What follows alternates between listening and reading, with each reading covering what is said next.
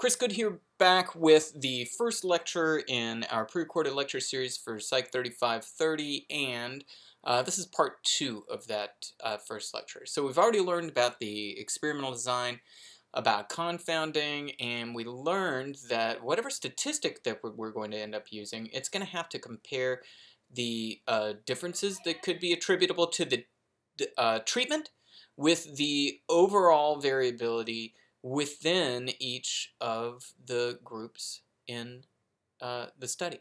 So we're going to learn about a lot of these types of statistics. They're called hypothesis testing statistics, and the hypothesis they test is called the null hypothesis, and I have a lot more to say about that in a separate lecture that I'm going to go ahead and post here at the beginning of the semester about null hypothesis testing.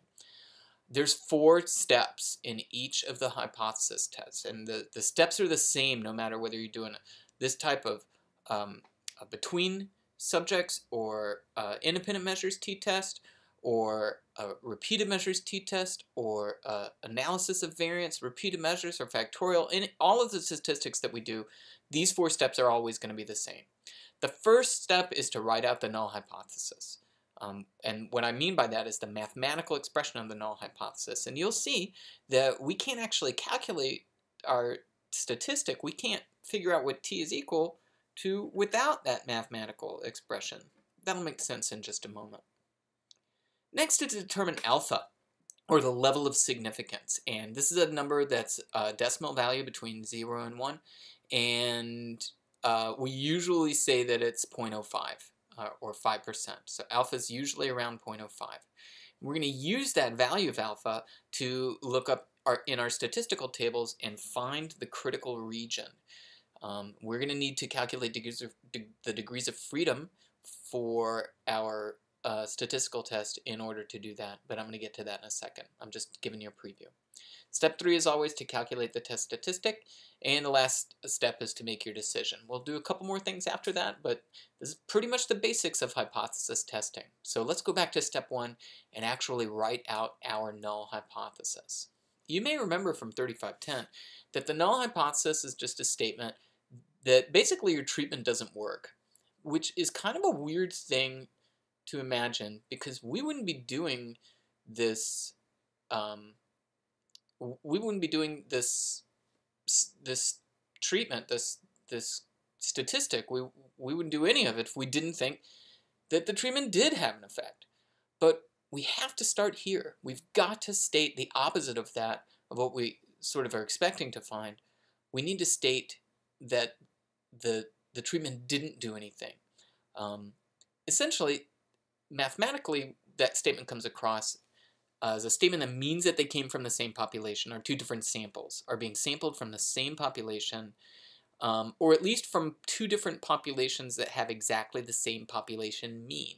And we need to write that out mathematically as h sub 0, then the colon, mu1 minus mu2 equals 0. So why don't we just say they're equal to each other? Okay, well, good question. In fact, we may do that for a later type of hypothesis test, but for t, we need to write it this way, and you'll see why in just a moment. A lot of folks learn how to write the alternative hypothesis, which means there's a non-zero difference. At least for a 2-tailed test, right, there's a non-zero difference between the population means, and we'll come back to that idea in just a moment. In this class, we're really not going to spend a lot of time thinking about the alternative hypothesis, because it can't be tested. Nope. We can only test the null hypothesis, and you can watch my video about that to find out more. Well, what does it mean mu1 minus mu2 equals 0?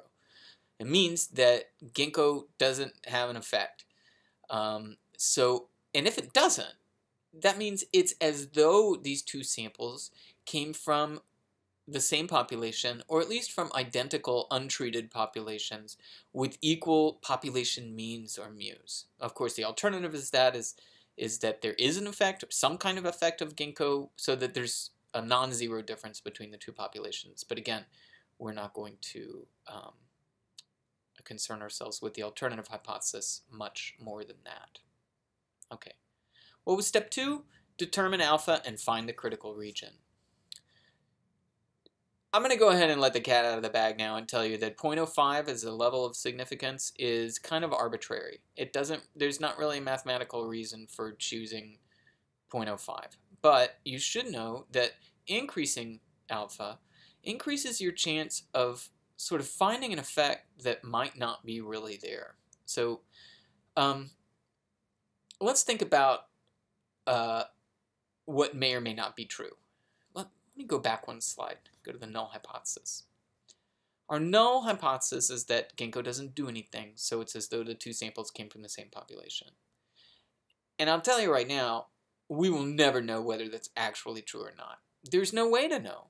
We can't even put a probability on it. We have no idea whether the null is true or not. So if it is true, and we'll never know whether it is or not, then when we reject that null hypothesis, when we say that there really is an effect there, and we abandon this notion that Ginkgo does anything, then we've made a mistake. And that's actually a type 1 error. So if you're playing at home, you can fill that in. Increasing alpha actually increases your chance of type 1 error. So we're going to use alpha to look up critical values for t and determine what the critical region is. And basically increasing alpha, going above 0.05, means that you're more likely to say, yeah, you know what, this null hypothesis probably isn't true and we're going to reject it. We could make alpha really, really small, and that would actually do the opposite of that. It would make it less likely to make a type 1 error, but it would increase our chances of making a type 2 error. Type 2 error is when there is an effect there, but you didn't find it. So you failed to reject a null hypothesis that actually was false. It was not true. And this is really, it's a little confusing because we don't really know, and we'll never know, whether the null was actually true or not. Okay, but what is alpha, and why is it expressed as this decimal?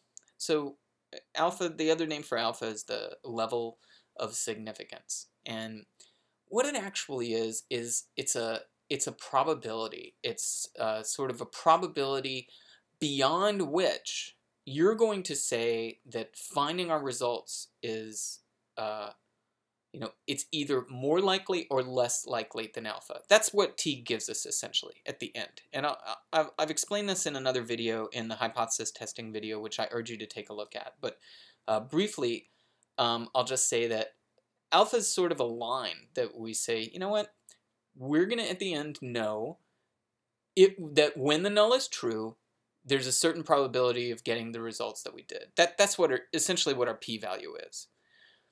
And we need to compare that value with alpha. And if it's less than alpha, we'll reject the null and say, wow, it's really unlikely that we would get these results. Assume if the null is true. So when the null is true, if it's less likely than alpha that we would get the results that we did, we reject the null. But we can set alpha to whatever we want. We could set it to 0.01 if making a type 2 error was worse for us than making a type 1 error. Which is more important in this case? Well, kind of neither one. So we want to strike a healthy balance between making one mistake or the other, if we're going to have to make a mistake, and say that alpha's just set at 0.05 and go with sort of the standard. And again, watch that other video on TP and the null to find out more about alpha and probability. Okay, so that's type 1 and type 2 error. We've determined our alpha is going to be 0.05. To find the critical values for t, we're going to need to know the degrees of freedom for this t-test. And there's a whole nother video on degrees of freedom. I'm going to post that one at the beginning of the semester too, so go ahead and check that one out. You guys already dealt with degrees of freedom in the single sample t-test from 3510. I'll just remind you at this point that degrees of freedom is 1 less than the total n that you have.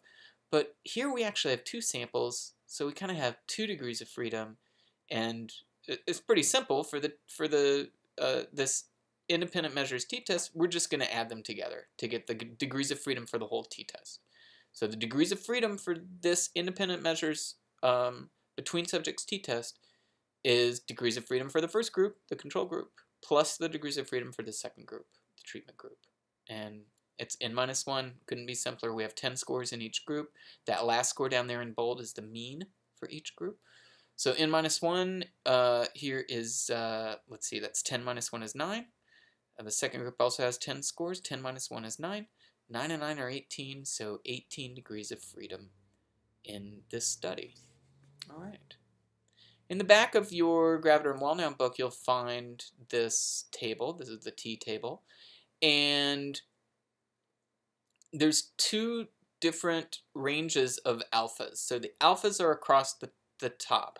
They're across these different columns, and there's 2 rows of alpha values ranging on the top row from 0.25 all the way to 0.005, and on the second row from 0.5 to 0.01, and there's 6 different columns going across. The top row refers to it helps you select the column based on the alpha for a one-tailed test. You use a one-tailed test when you have very solid evidence that the effect is going to go in a particular direction. We actually don't know what Ginkgo is going to do to these folks. It may actually decrease their memory, in which case the difference between these two means, they could go in on one side of the distribution or the other. It could be positive or negative. And so we're going to use a two-tailed test here. Most of the tests that we do are going to be two-tailed. The t-tests, that is. F tests for analysis of variance only have one tail, and so you don't need to worry about the two-tailed test. Most of the tests we're going to do are going to be two-tailed, and so we're going to look across the bottom. So don't look in the first column because that's for an alpha of 0.5. We want to go across till we see 0.2, 0.1, 0.05 there. So it's the 1, 2, 3, 4th column because we're looking for the alpha value in red for the proportion in two tails combined. Proportion in two tails combined, when that equals 0.05, we'll go down. Let's see, degrees of freedom are listed in the first column. So we'll go from this alpha at 0.05, that's the proportion in two tails combined, all the way down to degrees of freedom 18. That's the last full line that's visible on your slide. We see that the critical value for t is 2.101. We have to write this out as plus or minus 2.101 because it's a two-tailed test, and you can read more about that in your statistics textbook. So the two-tailed test has a t-crit of plus or minus one of these values, and here it's plus or minus 2.101. When our t, the one that we calculate as our sample statistic, is beyond that, that means greater than plus 2.101 or less than minus 2.101, then we're going to reject the null hypothesis. It's got to be beyond it, out in the tails, beyond the critical value. That's when we reject. If it's closer to the center, if it's within the boundaries, those outside boundaries, then we're going to retain or fail to reject the null. Okay, let's review what we've done. We've stated our null hypothesis. We've determined, and we've written it out mathematically. We've determined alpha. We're going to stick with 0.05. We found the critical region. The critical region is that part of the distribution of t that's beyond plus 2.101 or minus 2.101. And now it's time to calculate the statistic, to calculate t. Now you guys have already done this before because you had 3510 and you've done a single sample t-test and it looks kind of like this. What I want to do is draw your attention to the similarities between the t-test you know how to do and this new t-test. All t really is it's some difference between a sample statistic and a hypothetical population parameter divided by some estimate of the standard error. And for the single sample t-test that you're already familiar with, is the difference between the sample mean that you measure and some known population mean. Some population mean that you know the value of. And you divide that by the estimated standard error of your single sample mean.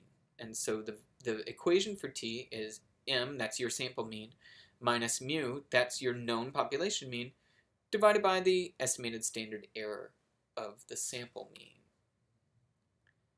Here's our new t-test equation on the bottom here. It's a little bit more complicated, but don't worry.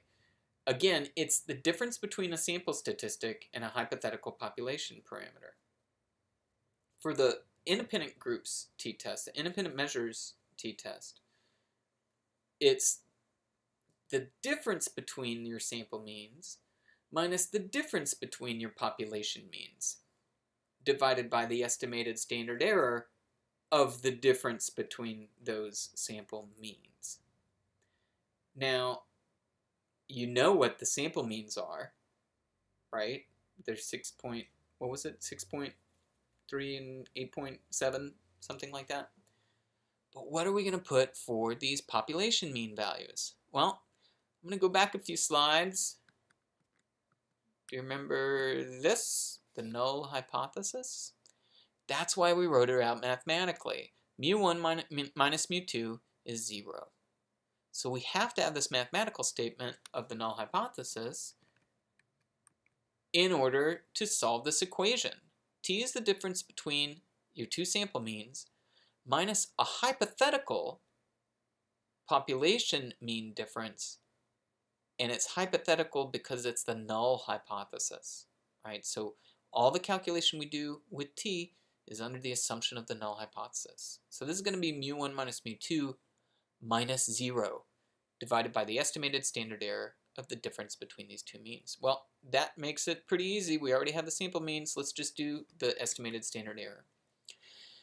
You already know how to do it from the single sample t-test. It's the square root of the variance over n. It's a little bit different for the independent samples t-test because we have two samples, right? So what we're going to do here is we're going to divide the variance by each n separately and take the square root of the sum. But we don't use the variance for each sample. We use what's called the pooled variance. And what the pooled variance is it's a weighted average of the variance of both of the samples together. So variance, you'll remember, is the sum of the squares over the degrees of freedom. It's sum of the squared standard deviations from the mean divided by n minus 1. And here we're going to compute the sum of squares for sample 1. This is the control group, the placebo group, and sum of squares for sample 2, the Ginkgo group. We'll divide by the sum of their degrees of freedom, which we actually already calculated, right? That's 18 because df1 and df2 are 9 and 9. They're 18. Okay, so this sort of makes the variance, the two variances that we're going to use the same, makes it the pooled variance. And as the pooled variance ends up being exactly halfway between each sample's variance when the ends are the same, but when you have unequal group sizes, when one group has more people than the other, then the pooled variance, it gets closer to that of the larger sample, the variance of the larger sample. Okay, let's back up. How are we going to do this calculation? Well, T is the difference between the population means, minus 0, divided by the estimated standard error of the difference between these two means. That estimated standard error is the square root of the pooled variance over n for the first group plus the pooled variance over n for the second group. The pooled variance is the sum of squares for the first group plus the sum of squares for the second group over 18. We already know that. Sounds pretty simple. Oh wait, but I forget how to compute the sum of the squared deviations from the mean. You may have learned how to do this using the definitional formula where you subtract the mean from each score and you square that difference and then add them all up. I'm going to teach you guys this computational formula. And it ends up giving you the exact same number, and we can take some time in class to prove mathematically that that's actually true. The sum of the squared deviations from the mean is equal to the sum of all the squared scores, sum of x squared. And here's where your order of operations is going to come in. That's, you subtract from that not the same thing, not the sum of x squared, but the square of the sum of x, and that quantity is divided by n. The n meaning the n within that first sample. So let's walk through how we might apply this equation to solve the problem. For my spreadsheet here on the left, I've set up 2 columns, and this is for the placebo control group. These are all 10 of the scores, and then I have a column next to it with all 10 of the scores squared. So each score is squared. 10 squared is 100, 6 squared is 36, etc., etc. So I know I'm going to need sum of x because I have to square it over on the right-hand side of the equation. I know I need sum of x squared, right, which is going to be a lot bigger than sum of x. And here's the numbers that we get for the control group, for the placebo-treated control group. You add up all the squared scores, that's equal to 487. You add up all the scores themselves, it's 63. Square that, it's 3969. But you need to divide that by the number of scores, right? So it's 396.9. And the difference between these two is 90.1. That's the sum of squares for the first group. And when I say sum of squares, I mean it's the sum of squared deviations of each one of these scores from their mean, from the mean of all 10 of these scores. All right. On the next page, I'm going to do it for the Ginkgo treated group. Okay? All right. So, add up all the scores, you get 87. Add up all the squared scores, that's 6 squared is 36, 10 squared is 100, 8 squared is 64, 100, 100, 100, 9, 100, 100, 100, you get 809. And let's see, 87 squared is 7569, but that's divided by 10, so take away 756.9 from 809, and you end up with 52.1. Those are our 2 sum squared deviations from the mean for our placebo group and for our Ginkgo group. And now it's easy to use those to calculate our pooled variance, which is sum of squares 1 and sum of squares 2. That's placebo and Ginkgo. So 90.1 plus 50.1. Divide by the total degrees of freedom for the whole study. That's df1 plus df2. That's degrees of freedom for the control group plus the treatment group. That's 99 is 18. So 142.2 over 18 is 7.9. And we'll plug that number into our equation for the estimated standard error. We end up with the square root of 7.9 over 10 plus 7.9 over 10 is equal to 1.58. Square root of that is 1.26, and now we can calculate t. T is the difference between these 2 sample means minus 0. That's right, we put 0 in for these mu values because we actually don't know what they are, but we hypothesize them to be the same. Remember, this whole thing is assuming the null hypothesis is true. Divided by the estimated standard error of the difference between these 2 means that we calculated to be 1.26. Oh, something interesting happened here. Remember, 6.3 was the mean for the placebo group. 8.7 was the mean for the Ginkgo group. So if we subtract Ginkgo from placebo, we end up with a negative number. But that's totally okay, because remember, this is a two-tailed test.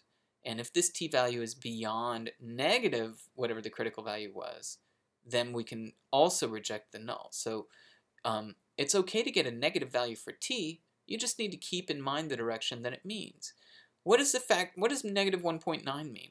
Well, it means that we subtracted mean 1 minus mean 2. It means that mean 2 was bigger when this number is negative. Oops, let me go back. When this number is negative, it means that the second mean was bigger. In this case, the second mean was the Ginkgo group, and so that means that, the Ginkgo group scored higher. Okay, so that's what this negative t-value means. All right. This is a picture of the normal distribution, and I put it here in the hopes that you will learn more about it in this other lecture, TP and the null, that I posted to the iTunes use site. The normal distribution is a population distribution. It's a frequency distribution. It has a mean that's mu. It has a standard deviation that's theta. And if you look at all the scores that are on the x-axis, right, this is the function, right, the mathematical function that describes this normal curve.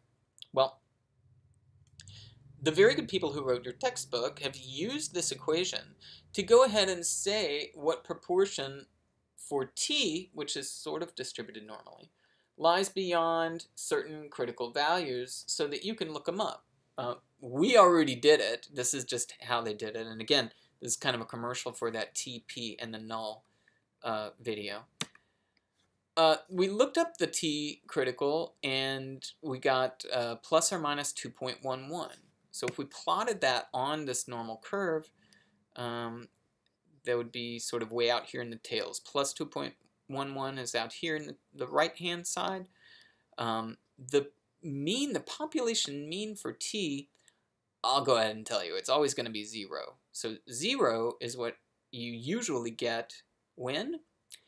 It's what you get when the null is true. Let's go back here.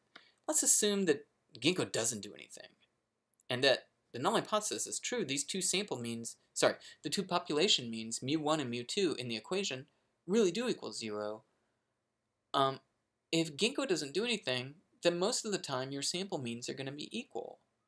So the difference between them is usually going to be 0.